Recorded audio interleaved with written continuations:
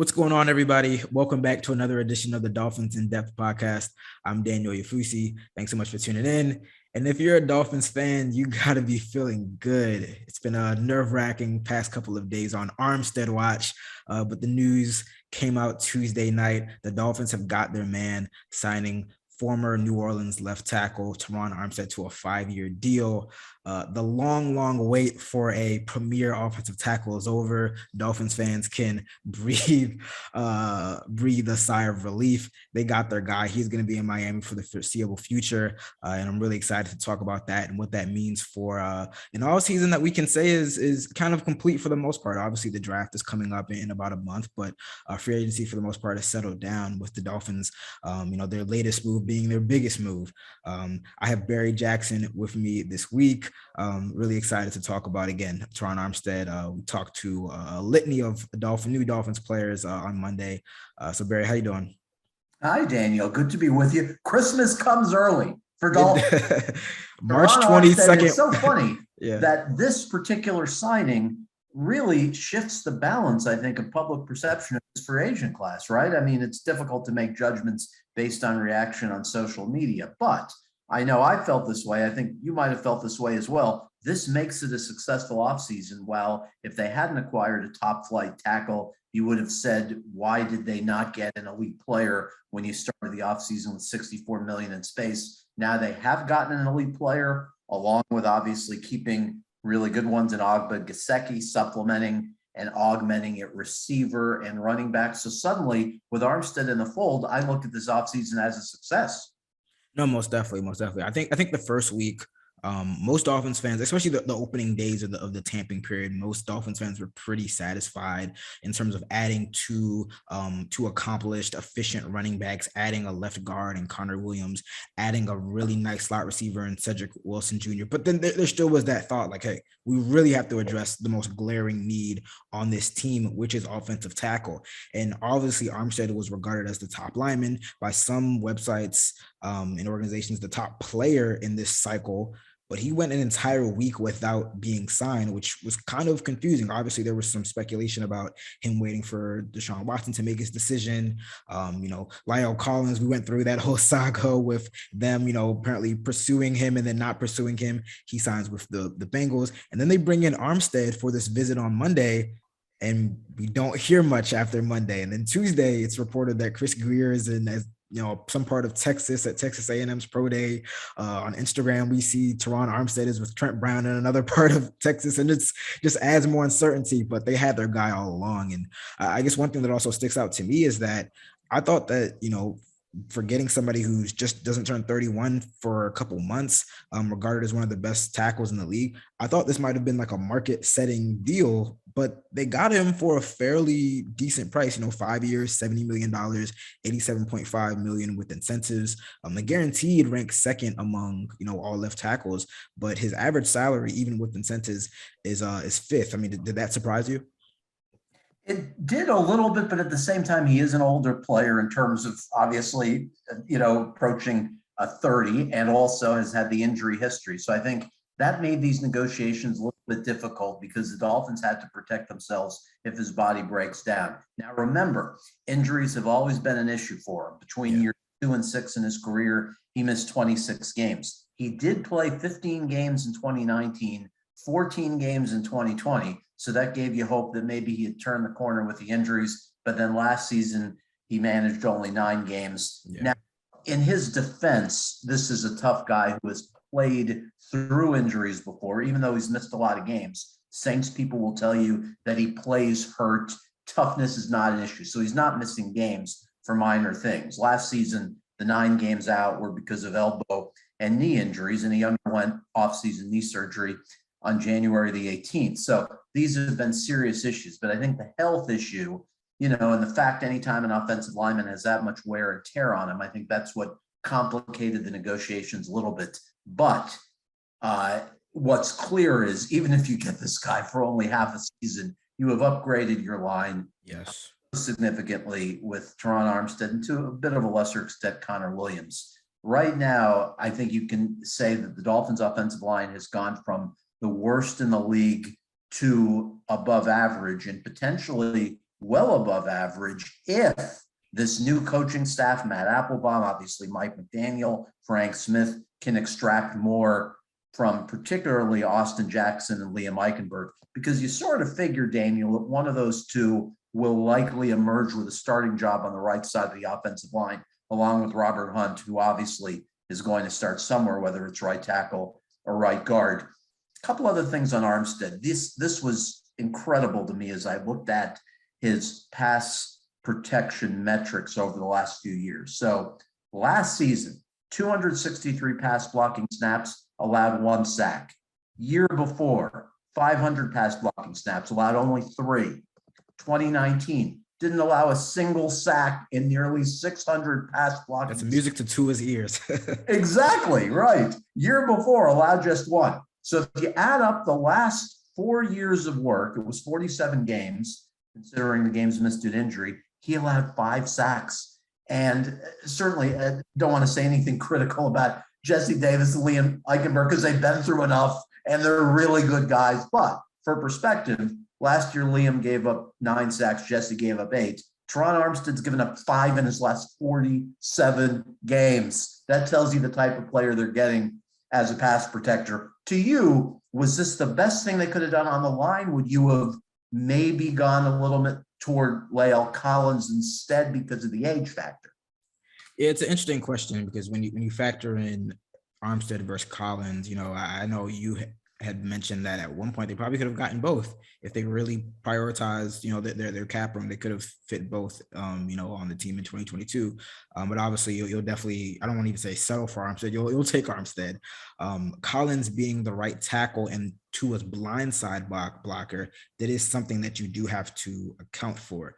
But I mean, you can't be any happier with Armstead. I mean, I kind of see it as Trent Williams with Kyle Shanahan and Mike McDaniel in San Francisco. I mean, he was like an anchor. He was literally like an anchor for that offensive line.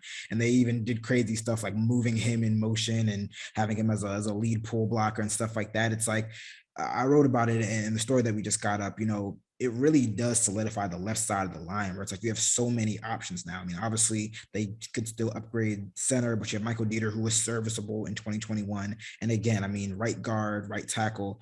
I tend to believe that you should keep Robert Hunt at right guard, even though there was a lot of talk about his potential at right tackle. It's like, that he can play right guard at a above average, good, maybe even very good level. So just don't tinker with that. And then let Austin and Eichenberg settle right tackle. And then, again, like you said, you go from the 31st, 32nd offensive line in the NFL to 16th, 15th, 14th. And you hope that the infusion of these legitimate veteran starters in Armstead and Connor Williams added to the coaching up of the new guys, of the old guys, with Matt Applebaum, the new offensive line coach. You hope that again you get a respectable offensive line, because this is going to be a running team in 2022. So now you're looking at an offensive line that is built to do what you want to do in 2022. 2 points you made, Daniel, that I want to build on. One is, I'm glad you mentioned Trent Williams, because during that 2020 draft, if they had used the 18th pick on the best available player and instead done what the 49ers did that year, which was acquiring Trent Williams for a 5th rounder in 2020, a 3rd rounder in 2021. Look at what could have happened if they had used that 18th pick on Justin Jefferson instead of Austin Jackson and traded for their left tackle. And obviously Trent Williams, he was an older player with some injury issues, but he's been a rousing success for San Francisco. So that 2 years later sort of corrects that mistake. The point you made about leaving Hunt at right guard, I definitely think a strong case could be made to do that, because he graded out as one of the league's top 40% right guards last season. But we did see the final 8 games of the 2020 season, he was an effective right tackle. So to me, I would maybe go through the offseason program seeing if you can feel a comfort level with either Liam or Austin Jackson at right tackle, and then know that if you need to move Hunt there, if he's better there, and you can get away with Eichenberg or Jackson at right guard, maybe make that switch at some point in training camp. They've obviously switched things around early in camp with players' positions repeatedly over the years, albeit with different coaching staffs. I do think, and you obviously were in Indianapolis and heard Chris Greer say this, I do think this staff does have a belief in these young players. As Chris mentioned to you and a few of the other beat writers, these coaches like these players coming out of the draft. They like Eichenberg, they like Jackson, they like Hunt. So that gives you reason to believe that they think they can get more out of them than maybe the previous staff did. Obviously, we're not offensive line coaches, but you look at the body, the skill set for Eichenberg and Jackson, Daniel, and you know the game extremely well. What do you think projects as their best position from what you have seen from them? Yeah, it's an interesting question because especially with McDaniel and this new coaching staff, this new zone running scheme that we're hearing so much about, I went back and I went and read up 10 of the general scouting reports of these players as prospects, as NFL draft prospects, and the book on Austin Jackson was that he was a very, very athletic player, but maybe not the most technically sound. And I read on one of the websites that he's best fit for a zone running scheme because he can move laterally, he can get out of his stance quickly and move to the second level quickly. So that lends me to believe that, he didn't have a lot of success at left tackle. After that first couple games of his rookie year, they moved him to left guard. He was so, but improved a bit. It lends me to believe that maybe there is a possibility for right tackle, and if maybe not right tackle, right guard. Eichenberg's a little different because he was kind of the opposite of Austin Jackson coming out of college, where he wasn't maybe as athletically gifted as Austin Jackson or other offensive linemen, but he was so technically sound that was kind of his saving grace. Like, he's so technically sound, he's not going to be out of in the wrong spot too often. So I tend to believe that Austin Jackson is a better fit for this zone running scheme, and he might have a spot at right tackle, as compared to Liam Eichenberg. But again, it's only Eichenberg's second season. They're not going to give up on a high round draft pick this early on. He's going to get a shot to compete. So again, you have the left side settled apparently. It's seemingly, and now you just have to kind of figure out and let the competition sort itself out.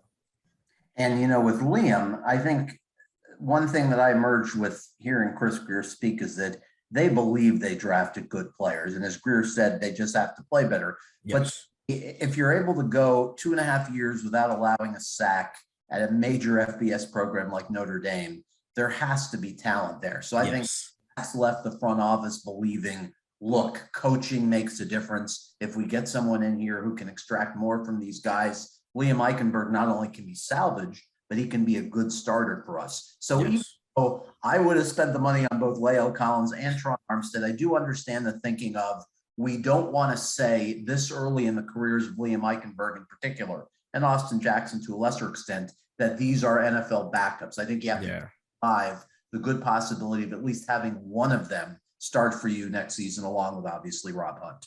No, most definitely. And again, as we look, we've kind of passed the first wave of free agency. This is kind of the second wave. Again, the drafting is in about a month. Where do the Dolphins go from here? I think that the only outside of, the remaining positions on the offensive line and maybe inside linebacker, all of their major positions in need were addressed. And obviously they kept Gesicki, they kept Emmanuel Ogbah. Where do they go from upgrading this team next? I would say center obviously has to be addressed. It would be stunning if Michael Dieter is the unquestioned starter going into next year. And I was told that they are not done. I was left with the impression center will be addressed, whether it's through J.C. Treader in free agency, whether it's through the draft, where there are two centers from Boston College. Coincidentally enough, the Dolphins' new offensive line coach, Matt Applebaum, coached both of them. Zion Johnson, the better of the two prospects, he and Alec Lindstrom. Johnson projects to Miami's range around 29. So I would totally expect a likely starting center to be added in the weeks ahead. I've also been told they're poking around on a fourth receiver who could handle returns. They would like ideally for Jalen Waddle not to have to handle that. And it's don't they need an inside linebacker to build around next to Jerome Baker? I know they're going to get by again this year with Landon Roberts, who was definitely serviceable or better than serviceable last year. Duke Riley behind him. But if you can get Nakobe Dean out of Georgia, a player that Mel Kiper projected to Miami in his latest mock draft today, I think that would make some sense. you look at this roster and what pops into your mind is first and second biggest needs still? I would say first is I'd still like to see them add a really, really dynamic wide receiver. I do like Cedric Wilson, but again, he kind of projects as mainly a slot receiver. He said he feels comfortable moving around, but again, his most success in Dallas came in the slot, and maybe that was partly a byproduct of, he had to work in the slot because of the talent around him. You have him, you have Jalen Waddle, you have Devontae Parker, who you just kind of hope is healthy for the majority of the season. But again, you don't necessarily want to count on that. And then if Devontae Parker gets hurt, you're kind of left where you were last year. So I would love them if they can get somebody like a Jahan Dotson out of Penn State. If for some reason Jameson Williams drops to 29 with that ACL injury. I know Christian Watson from North Dakota State has been rising up draft boards, and there's talk that he might be a potential first-round pick.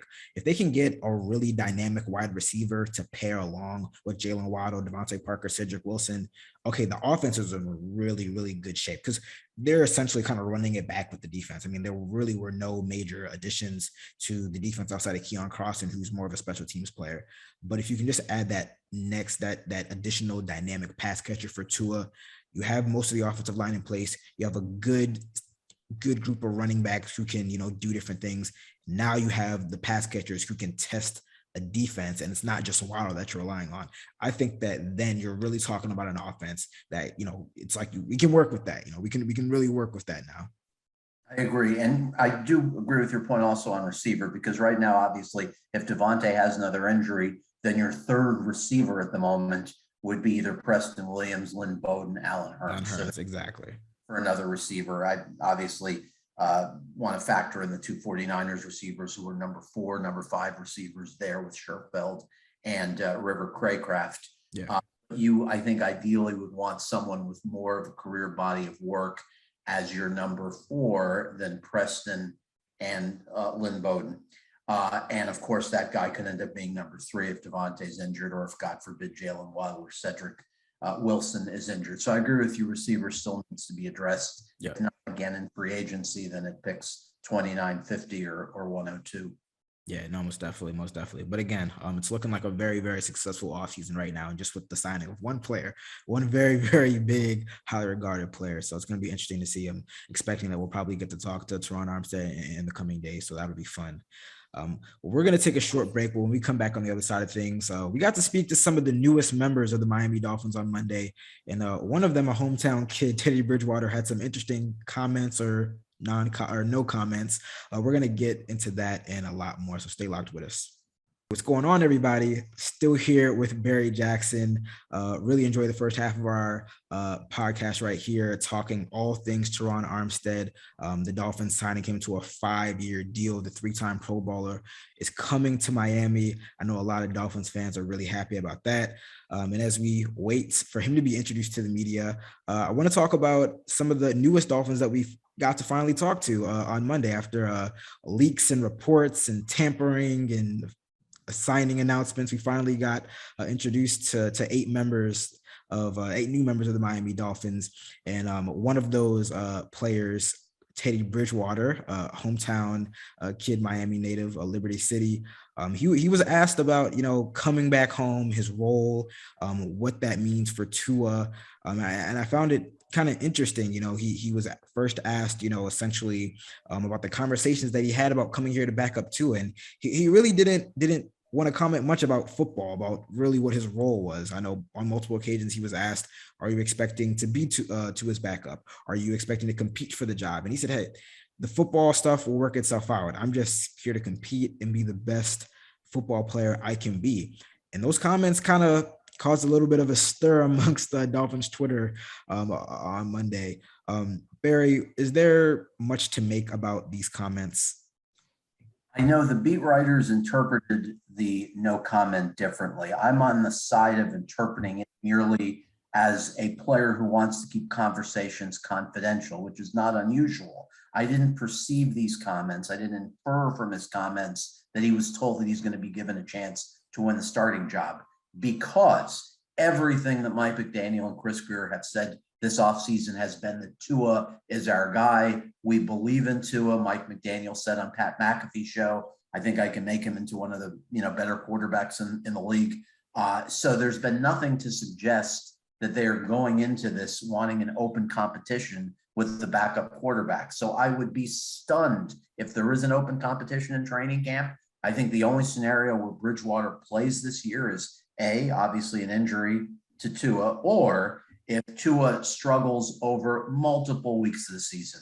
As I tweeted yesterday, if the Dolphins are 1-6, if Tua is struggling, then naturally there would be a change. And I don't think anyone would quibble with that. But you need a read on the 5th overall pick of the draft 2 years ago. You're not going to get that if you open up a competition with a guy who at this point, has become, I don't want to say journeyman because that's disrespectful to Bridgewater, but he's become a guy who's perceived as more like a backup than a starter, which to me is a little bit surprising only because his numbers in Denver weren't bad last year. 12th in the league in passer rating. His passer rating, in fact, was 4 points higher than Tua's last year.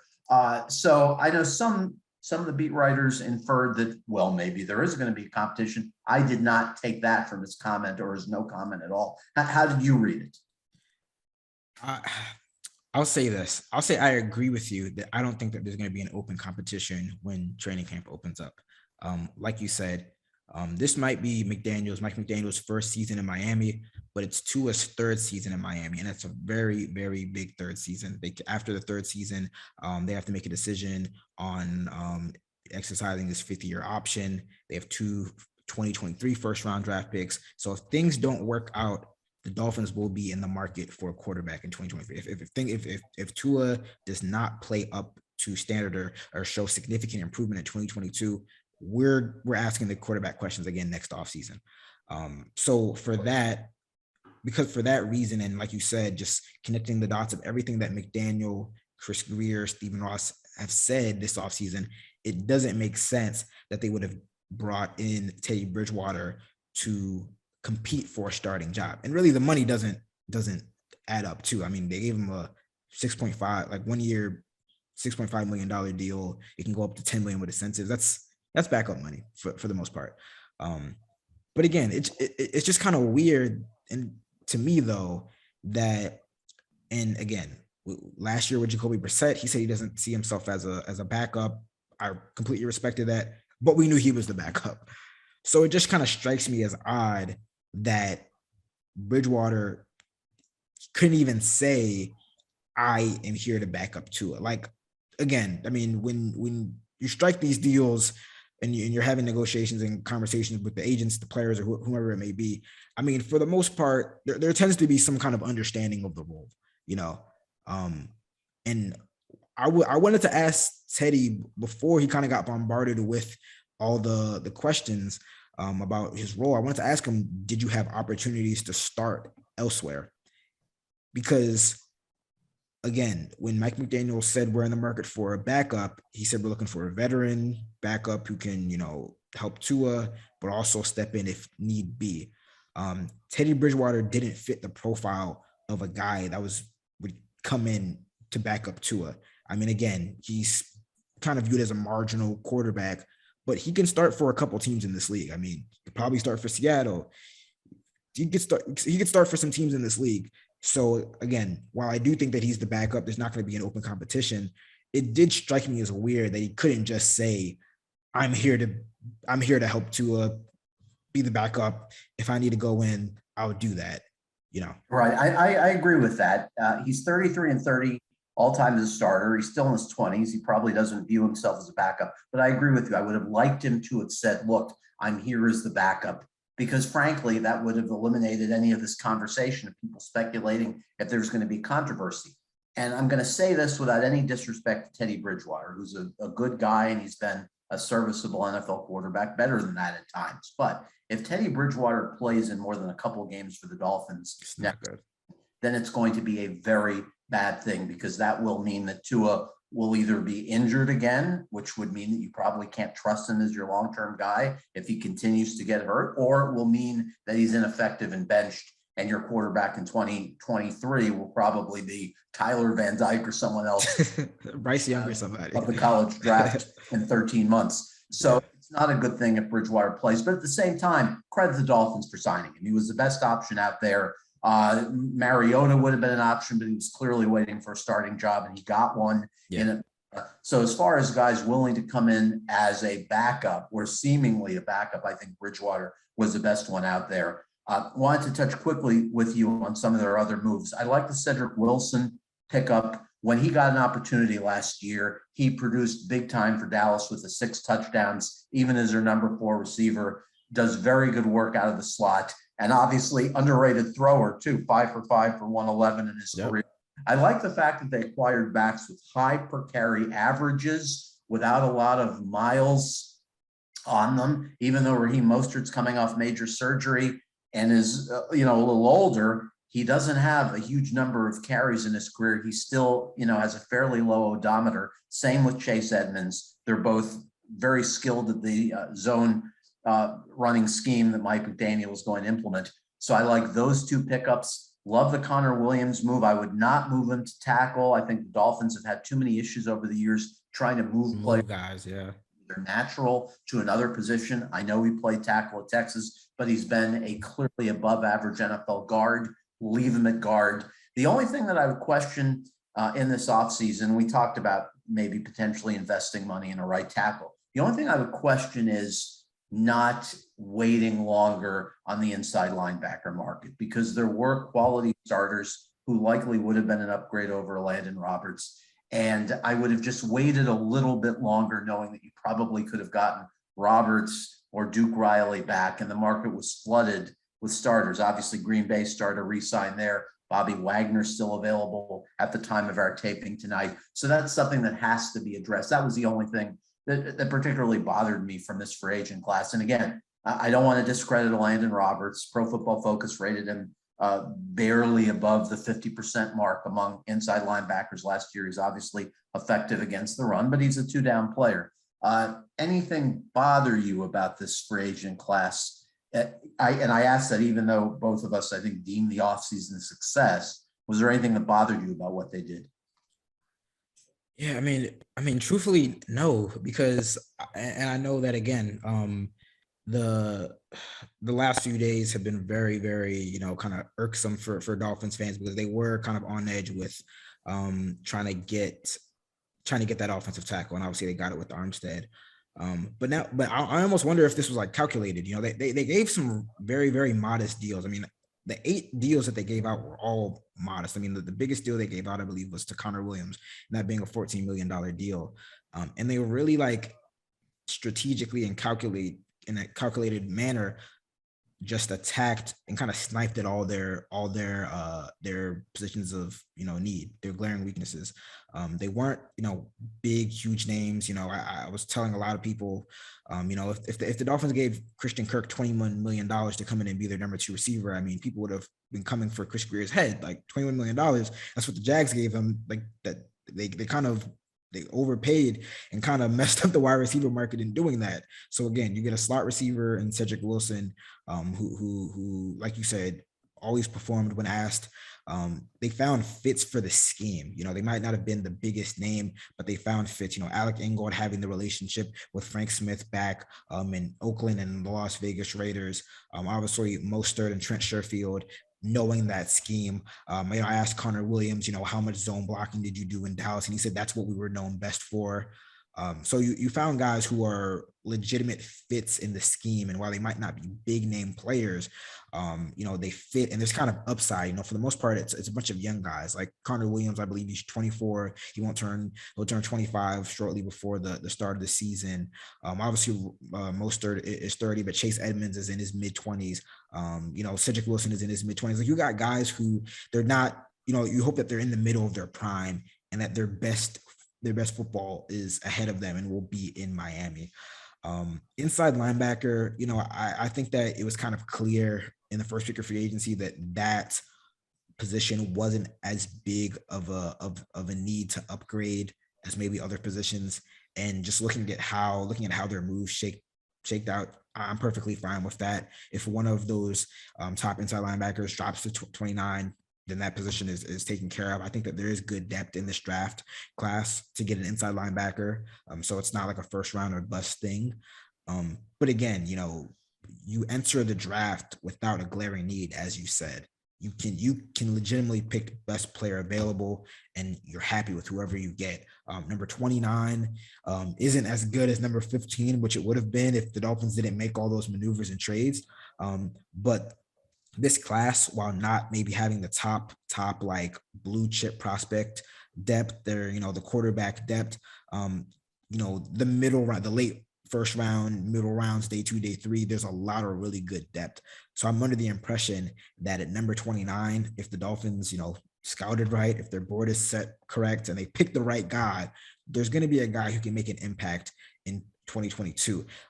The draft haul might not be like 2021, because it's going to be very, very hard to get 3 players like Javon Holland, Jalen Waddle, and Jalen Phillips, who all look like they're on Pro Bowl arcs.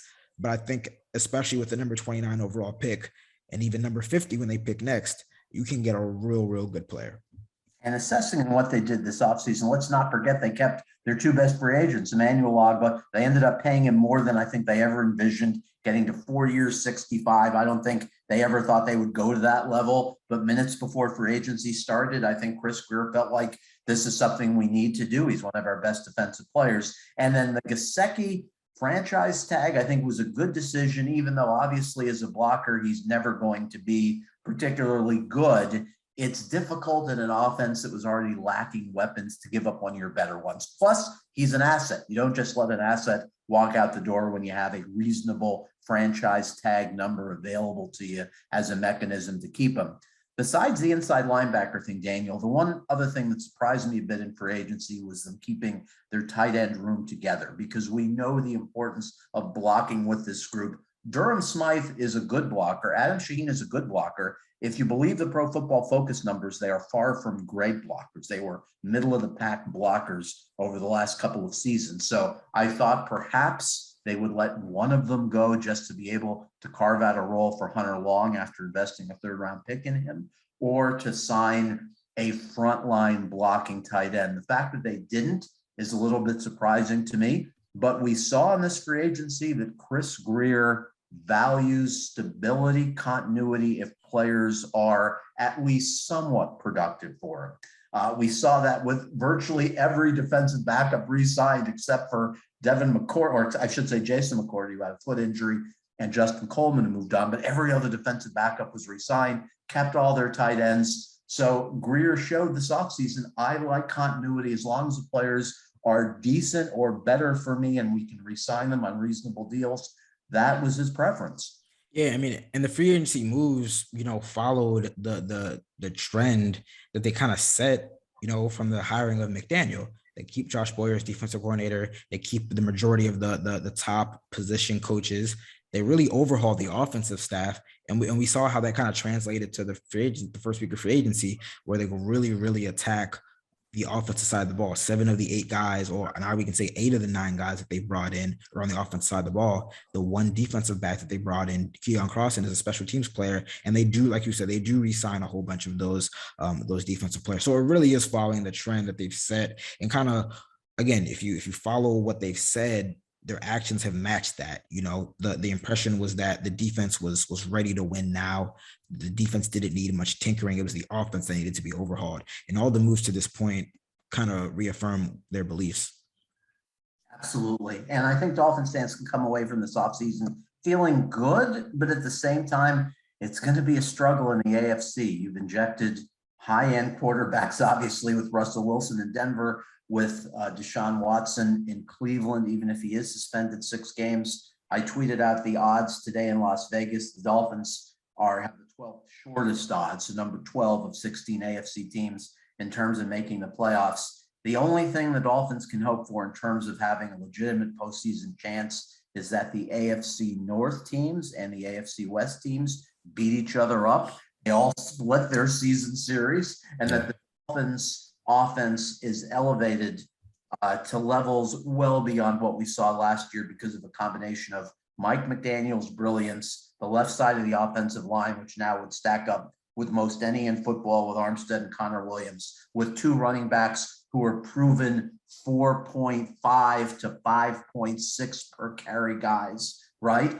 And with significant improvement from Tua in an offense that would seem to suit his skill set plus Cedric Wilson showing over sustained period what he flashed in Dallas last year. So if all of those things happen, and if the AFC West teams and AFC North teams beat each other up, then I see a path. I don't want to say narrow path, but I see a path where the Dolphins possibly could sneak in as a wild card team. And I think that's pretty much probably all we can hope for at this point, barring an injury to Josh Allen in Buffalo, a major injury. It's like, have you seen Dumb and Dumber? You're saying we have a chance? Yes. We have a chance, but no, exactly. Yeah, the Dolphins definitely have their work cut out for them.